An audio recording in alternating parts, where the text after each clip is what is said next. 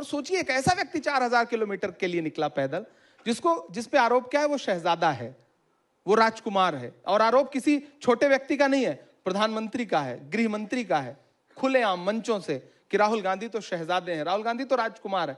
वो राजकुमार 4000 किलोमीटर चलता है पैदल, भारत की गलियों की खाक छानता हुआ, सड़कों की खाक छानता हुआ। और जो खुद को फकीर कहते थे, उन्होंने क्या किया? 10 लाख का सूट, मोवाडो का चश्मा, हुबलोट की घड़ी, 8,500 करोड़ का जहाज, दुनिया के तमाम देशों की यात्राएं।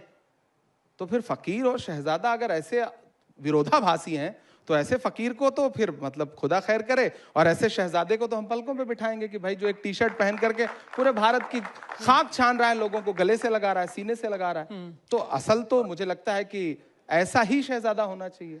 लेकिन इस विमर्श में अगर हम जाएंगे तो फिर वहां पे भी वो मीम बनाएंगे, वो जूतों का बताएंगे कि ये 10,000 का जूता है और ये शर्ट इतने की है, तो ये वो भी तो झूठ बोलते हैं ना। अभी वही जूता पहन के रणदीप भाई भी बैठे थे, आप अपने विजुअल उठा के देख लीजिए। जो जूता राहुल गांधी जी पहनते हैं, वही जूता जिसको भारतीय जनता पार्टी का IT सेल 2.5 लाख रुपए का बताता है, वो सेलेक्ट सिटी वॉक में 17,000 रुपए का है। एक दिन मैं भी खरीदने गया था, मुझे कंफर्टेबल नहीं लगा तो मैंने नहीं खरीदा।